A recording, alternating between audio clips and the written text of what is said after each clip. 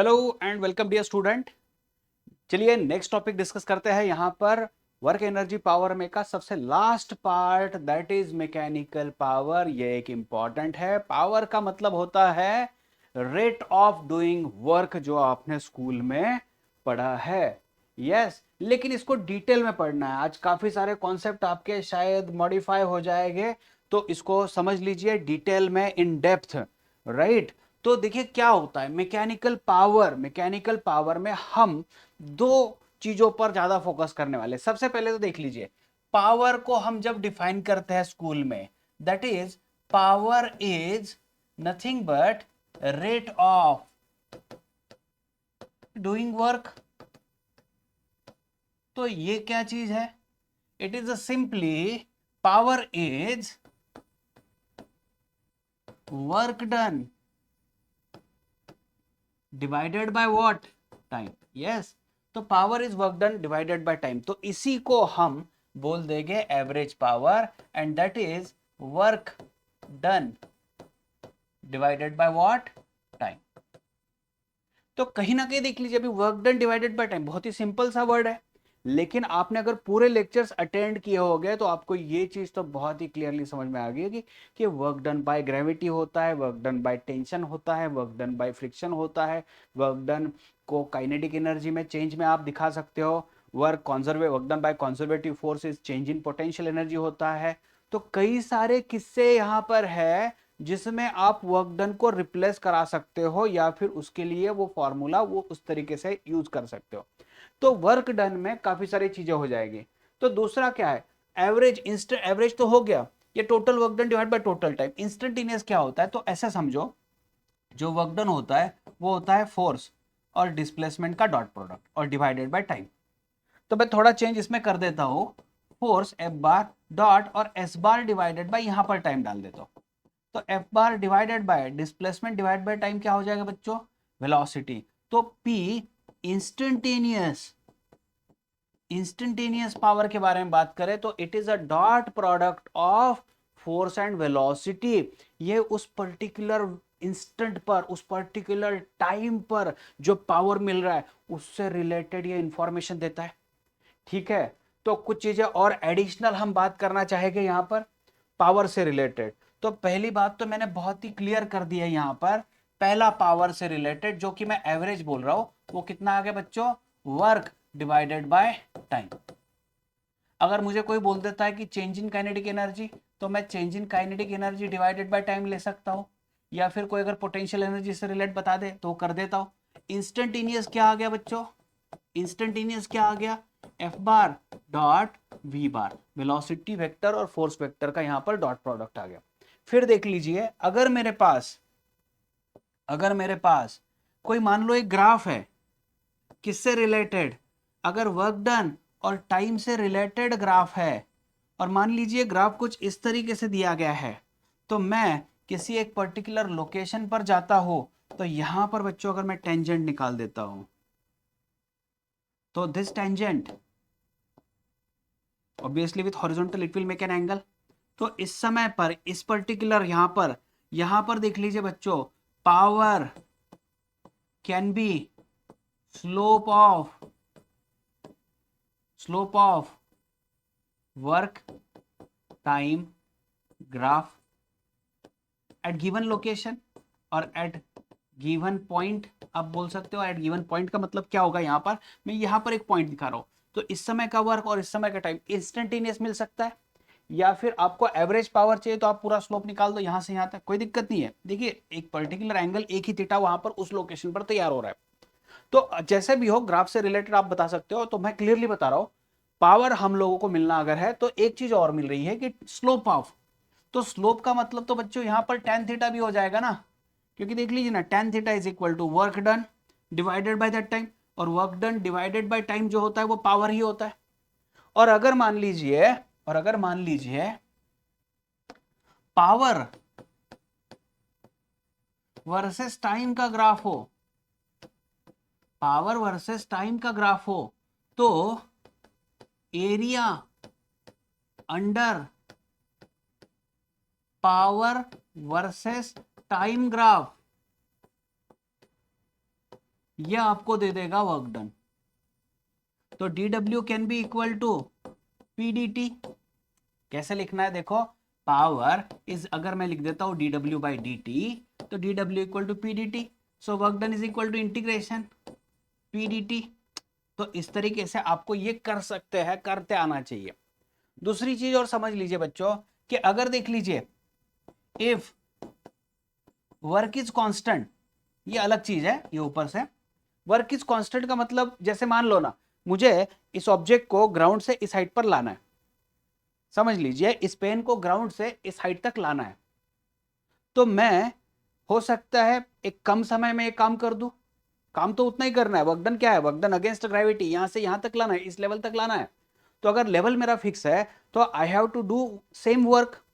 तो same work है, अगर वर्क डन सेम है, कांस्टेंट है, या फिर वर्क डन हमेशा सेम है, तो आप पावर को इनवर्सली प्रोपोर्शनल टू टाइम ले सकते हो। तो हमें पता है कि मान लो इस लेवल से यहां पर, इस लेवल पर कोई एक ऑब्जेक्ट मुझे उठाना है, तो मैं ये यहां से यहां तक ला लूंगा। तो मुझे पता है मुझे इतना चेंज इन पोटेंशियल एनर्जी करना है, तो I have to do some work against that gravity. तो वर्क डन फिक्स हो गया।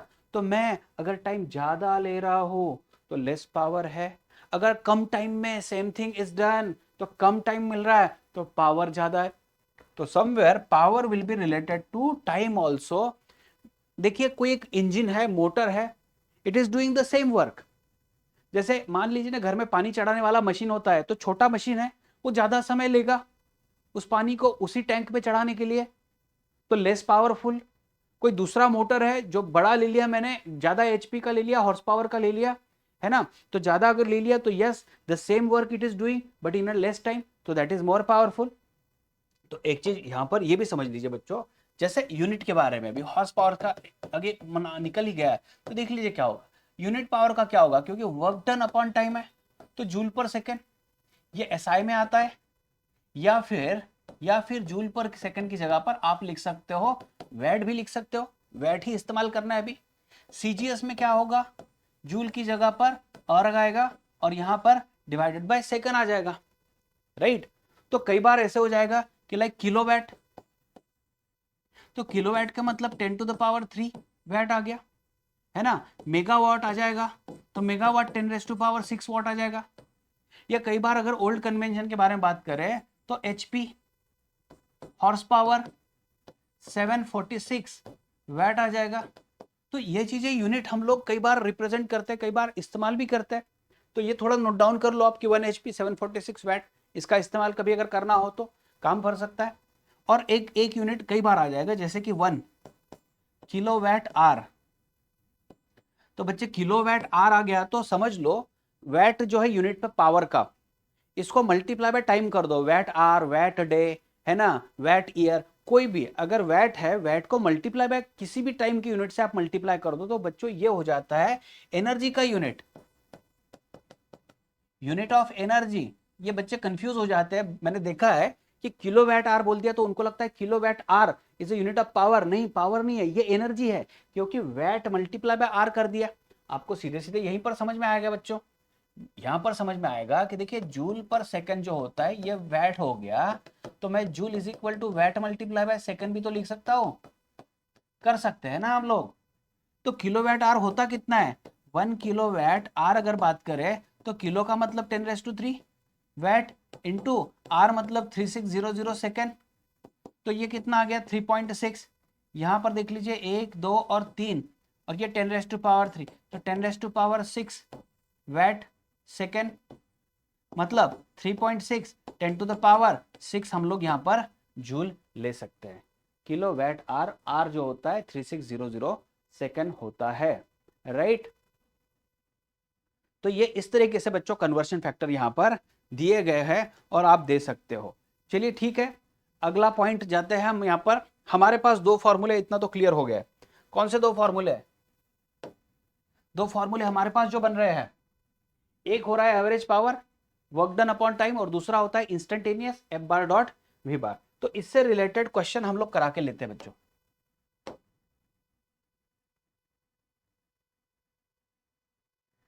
तो सबसे पहला क्वेश्चन यहां पर डिस्कस करते हैं, वो क्या है, a ball of mass m kilogram 1 kilogram is dropped from the tower find the power of gravitational force at t equal to 2 second. तो 2 सेकेंड मतलब बहुत ही स्पेसिफिक क्वेश्चन है। स्पेसिफिक क्वेश्चन का मीनिंग ये हो रहा है कि जब मैंने इसको छोड़ दिया था तब इसका इनिशियल स्पीड 0 था, तो जब छोड़ने के बाद हो सकता है 2 सेकेंड बाद जब टाइम 2 सेकेंड हो चुका है तो इसके पास कोई ना कोई वेलोसिटी होगा। अच्छा, और क्वेश्चन क्या है, बहुत स्पेसिफिक है कि at 2 second power of gravitational force, power of gravitational force. तो बच्चों ग्रेविटेशनल फोर्स कितना है, तो देखिए इसका जो वेट है, बॉल के बारे में देख लीजिए, तो इसका जो वेट है mg that is in downward direction, है ना। तो इस तरीके से आप इसको दिखा सकते हो कि इसका जो वेट है mg डाउनवर्ड डायरेक्शन और इसके पास जो है ये वेलोसिटी है v।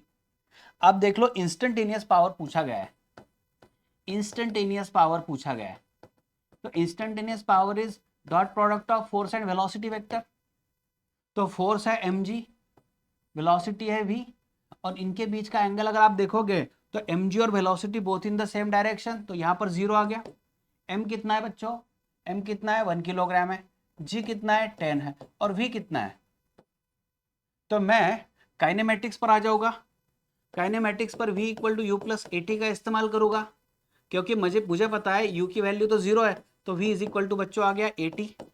तो v इक्वल टू 80, ये फ्री फॉल है, तो a की जगह पर आ गया g और ये t, तो 10 multiply by 2 that is equal to 20 metre per second. तो मैं यहाँ पर देखिए कॉस की वैल्यू तो बच्चों ये 1 हो गई है, तो और v की वैल्यू जो बन रही है वो बन गई है 20। तो आंसर कितना मिल गया 200, कितना वैट। तो इंस्टेंटेनियस पावर उस समय में 2 सेकंड पर जो उसके पास वेलोसिटी है और उसको ग्रेविटी जो पुल कर रही है, yes, power of gravitational force is 200 watt. ये आ रहा है, ये समझ में आ रहा है, ठीक है, क्लियर हो रहा है। चलिए आगे बढ़ते हैं।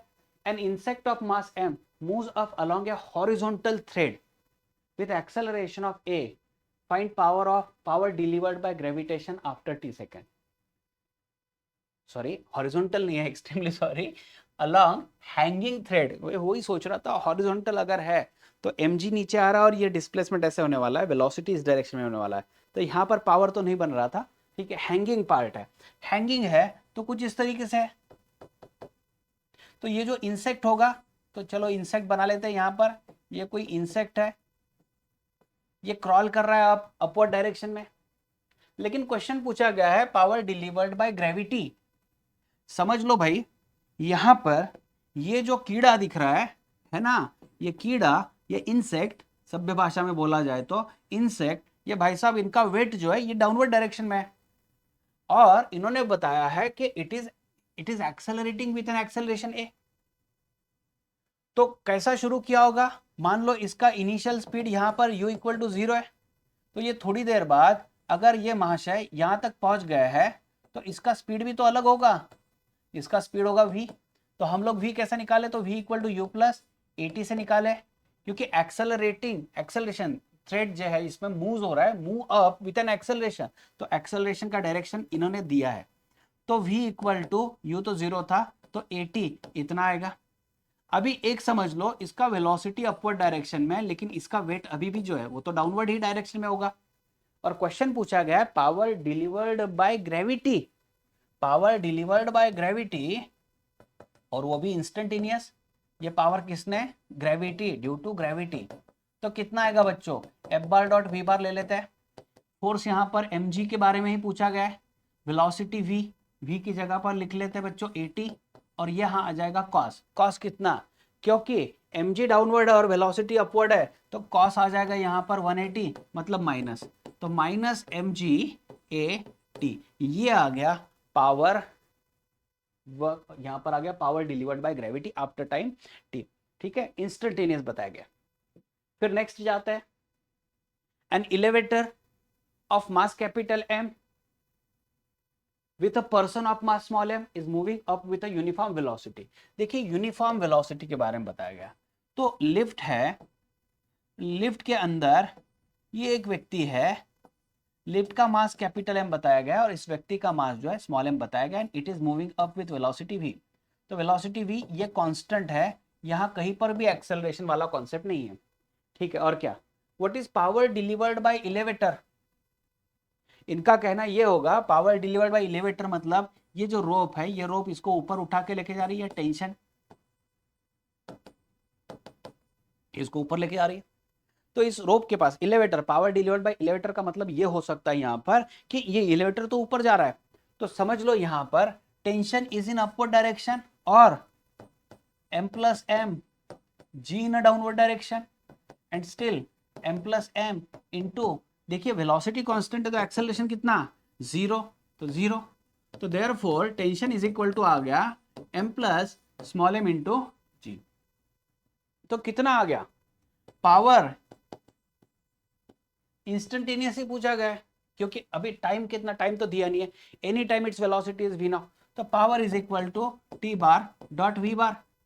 तो ये आ गया बच्चों T V cos of zero, क्यों जीरो, क्योंकि टेंशन भी ऊपर है और इसका वेलोसिटी भी ऊपर ही है, दोनों वेक्टर में एंगल जीरो है, तो टेंशन कितना m प्लस एम जी और वेलोसिटी कितना है v है।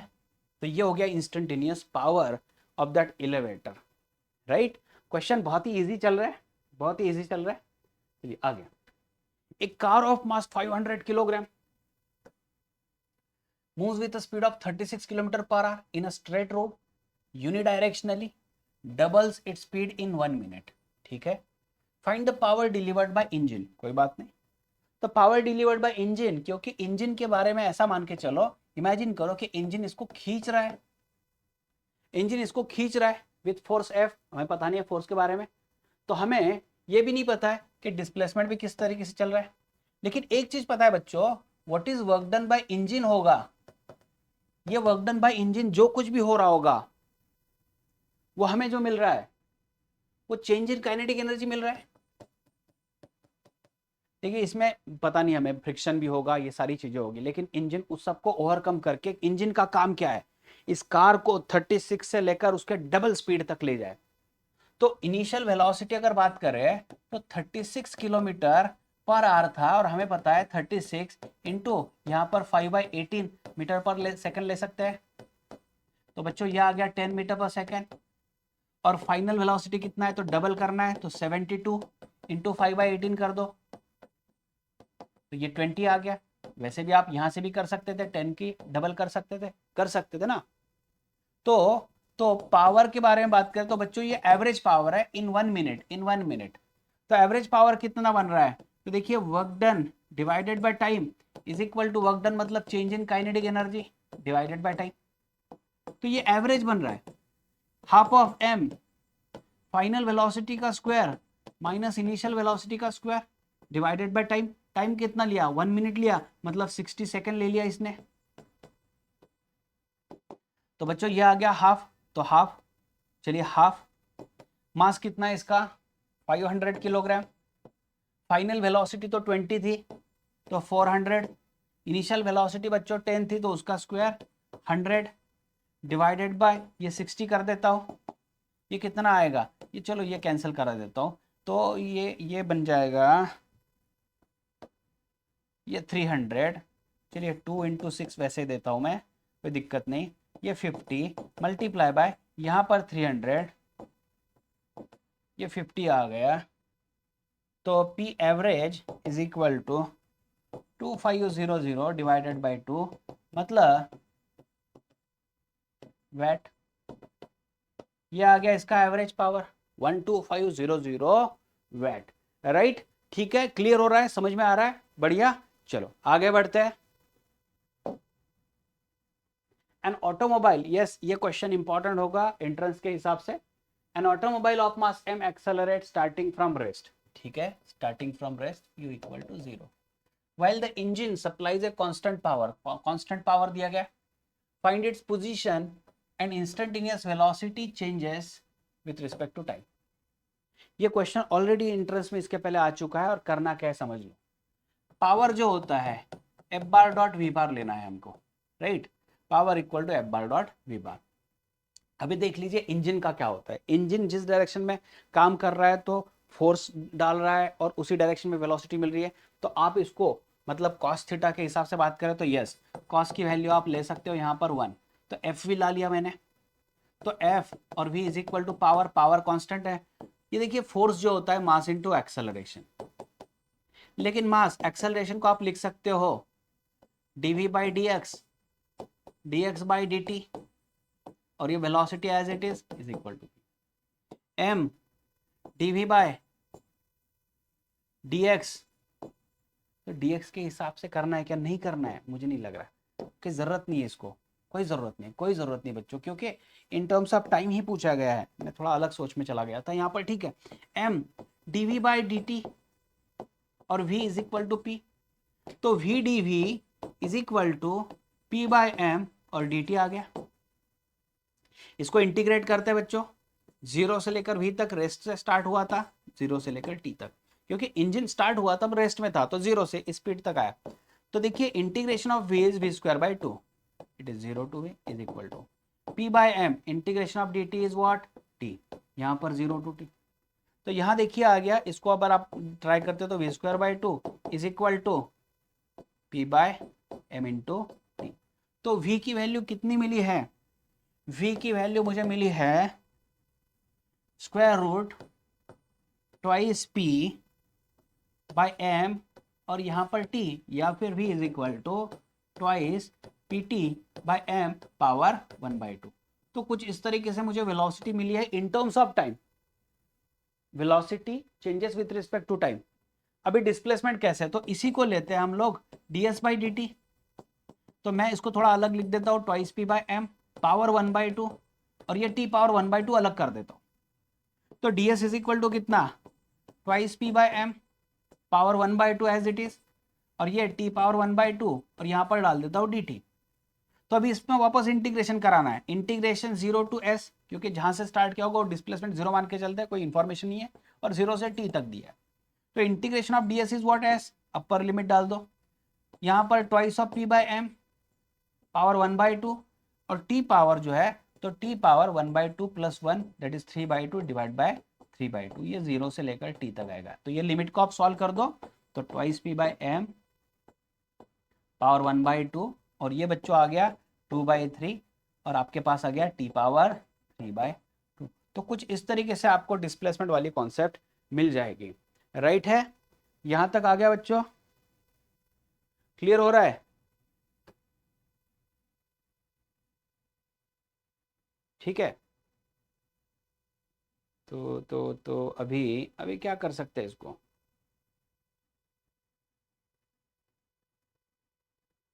चलिए ये आ गया। अगर सॉल्व करना है इसको आपको तो आप ऐसे भी कर सकते हो, ये 2 को स्क्वायर रूट के अंदर ला लिया तो 4, 4 टू 8 p, 3 को अंदर ला लिया 9, 9m पावर 1/2 और t पावर 3/2। चलिए ठीक है, कुछ इस तरीके से भी आप इसको दिखा सकते हो। ये आ गया, क्लियर हो गया, यहाँ तक ये सॉल्व हो सकता है। चलिए बढ़िया, ठीक है। आगे क्या करना है, ये और एक अलग टाइप का क्वेश्चन है जो समझ लो आप। यहाँ पर ऐसे क्वेश्चन बहुत ही इंटरेस्टिंग होते हैं, जैसे मोटर लगवा दी है, नीचे से पानी लेके जाना है, एक पर्टिकुलर हाइट पर लेके जाना है, तो जो मोटर को काम करना होता है अगेंस्ट ग्रेविटी काम करना होता है, तो इस वाटर का पोटेंशियल एनर्जी चेंज हो रहा है। दूसरी चीज यहाँ पर और एक बच्चों हो रही है कि पानी बाहर निकलता है, विद जीरो वेलोसिटी निकल रहा है या फिर विद सर्टन वेलोसिटी, तो उसको काइनेटिक एनर्जी भी मिल रहा है। तो मतलब क्या हो रहा है, जो वर्क डन हो रहा है वो किस किस तरीके से इस्तेमाल हो रहा है, जो लिक्विड बाहर निकल रहा है, क्योंकि डीएम हील होगा हर, ऐसा तो नहीं है कि मोटर एक ही समय में पूरा के पूरा वाटर ऊपर लेके गया, नहीं होने वाला। तो डीएम जीएच पोटेंशियल एनर्जी बढ़ गई है, प्लस हाफ ऑफ डीएम जो लिक्विड बाहर निकल रहा है ना, उसका कोई ना कोई वेलोसिटी होगा, तो वी स्क्वायर आ गया। अभी पावर कितना है बच्चों, तो power is D W by D T ले लेता हूं, तो ये क्वेश्चन में आ गया, ये DM by D T G H plus half of DM by D T, और ये आ गया बच्चों वी स्क्वायर। तो power can be equal to DM by D T ला लेता हूं, और अंदर G H plus half of V square. अगर कोई आपको बोल रहा है कि मुझे इसको बाहर तो निकालना है, पानी को, पानी बाहर निकल गया बट विद जीरो वेलोसिटी, तो उस समय में आप वेलोसिटी जीरो डाल दो, है ना। और ये जो क्वेश्चन होते हैं, ये क्वेश्चन में बहुत ही क्लियरली बता दिया जाता है कि like 1 kilogram of water per second, 1 kilogram of water per minute, तो डीएम बाई डी टी की ही information most of the time supply की जाती है, तो उसी को फॉलो करना है। क्लियर हो रहा है, चलो आगे बढ़ते हैं, यहां पर क्वेश्चन देखते हैं। ए वाटर पंप रेटेड 400 वैट, तो इसका पावर बच्चों दिया गया है। इफिशियंसी 75%। इफिशियंसी क्या चीज होती है? Efficiency output power divided by होता है इनपुट पावर। मतलब ये जो मोटर है ये रेटेड है। रेटेड का मतलब है कि ये 400 वॉट काम कर सकता है, मतलब 400 जूल एनर्जी सप्लाई कर सकता है पर सेकंड में। लेकिन 75% ही इसका एफिशिएंसी है, मतलब काम करते समय ये पूरा के पूरा खुद का ताकत शायद नहीं दिखा पाएगा। तो देखिए क्या होता है, आउटपुट जो मिल रहा है that is eta times of input power. तो ईटा इफिशियंसी जो है बच्चों 75% है, तो 75% मतलब 75 डिवाइड बाय 100। और इनपुट पावर कितना था? तो 400 वॉट था। तो देखिए कितना आया, तो ये यहां पर ये कैंसिल हो गया, तो ये कितना आ गया 300 वॉट। तो ये काम कर रहा है इतना। तो ऐसा नहीं है कि दिया है 400 तो 400 इस्तेमाल करना है, इन्होंने इफिशियंसी के बारे में बहुत क्लियरली बता चुके हैं। फिर क्या पूछा गया? It is employed to raise a water through a height of 40 metre. ठीक है, the volume of water drawn in 10 minute. तो अभी इंपॉर्टेंट ये चीज बन रही है यहाँ पर कि जो वाटर बाहर निकल रहा है उसका सिर्फ हाइट बताया गया है, मतलब वेलोसिटी उसका जो बाहर निकलने का है वेलोसिटी दिया नहीं गया। तो आपको यहाँ पर इस्तेमाल करना है पावर dm/dt और gh। करेक्ट है क्या बच्चों? देख लो, potential energy, change in potential energy dmgh divide by dt। तो अभी तो हम लोगों ने फॉर्मूला देख लिया था ना यहाँ पर, dm/dt gh plus half v square. तो v तो नहीं बताया, चलिए ठीक है। तो ये आ गया power is equal to dm/dt पता नहीं है, dm/dt पता नहीं है, तो dm/dt ले लेता हूँ मल्टीप्लाई बाई g10 और h कितना है? ये 40 है। और पावर तो बच्चों मुझे पता है यहाँ पर 300 मिल गया, यहाँ पर 400 आ गया। तो dm/dt की वैल्यू जो है ये मिल गई है 3/4। आंसर मिलेगा किलोग्राम पर सेकेंड। इन्होंने 10 मिनट का क्वेश्चन पूछा है, ठीक है, तो 10 मिनट का देख लीजिए क्या होता है। Therefore m equal to in 10 minutes, पहले तो मास निकाल देना क्योंकि क्वेश्चन एक्चुअली वॉल्यूम का है। तो 10 मिनट में कितना लिक्विड बाहर निकला है वो पहला पता करते हैं। तो देखिए 3/4 किलोग्राम पर सेकंड निकला है और मल्टीप्लाई बाय 10 मिनट, और 1 मिनट का मतलब होता है 60 सेकंड। तो ये सेकंड और सेकंड कट हो गया। तो मास कितना बच्चों देख लीजिए, 3 into that is 600 divided by 4, इतना किलोग्राम लिक्विड बाहर निकला है। तो कितना हुआ 450 किलोग्राम वाटर बाहर निकला है। अच्छा 450 किलोग्राम वाटर बाहर निकला है, तो क्वेश्चन पूछा गया वॉल्यूम। तो देख लीजिए बच्चों डेंसिटी होता है मास अपॉन वॉल्यूम, तो मास इक्वल टू होता है डेंसिटी इंटू वॉल्यूम। क्योंकि वाटर का डेंसिटी जो है 1000 किलोग्राम पर मीटर क्यूब होता है, मल्टीप्लाई बाय यहाँ पर वॉल्यूम दे देते हैं, और मुझे पता है कि 450 किलोग्राम वाटर बाहर निकला है। तो किलोग्राम किलोग्राम कट हो जाएगा, तो वॉल्यूम देख लीजिए 450 डिवाइडेड बाय 1000, और ये मीटर क्यूब इधर आ गया। तो V इज इक्वल टू बच्चों आ गया 0.45 मीटर क्यूब। इतना वॉल्यूम लिक्विड का जो है वो बाहर निकलने वाला है, इतना वॉल्यूम ये बाहर निकलने वाला है। क्लियर हो गया? क्लैरिटी मिल रही है यहाँ पर? चलिए और कोई क्वेश्चन हो तो मैं यहाँ पर देखता हूँ, एडिशनल कुछ करवा के लेते आ सकते हैं तो ठीक है, चलिए कोई बात नहीं। और अगर क्वेश्चन में हॉर्स पावर की टर्म में अगर कहीं क्वेश्चन पूछा जाए तो 1 हॉर्स पावर कितना होता है? 746 वाट। इसका आपको इस्तेमाल करना है। ठीक है, आज के लिए इतना ही बच्चों, थैंक यू वेरी मच।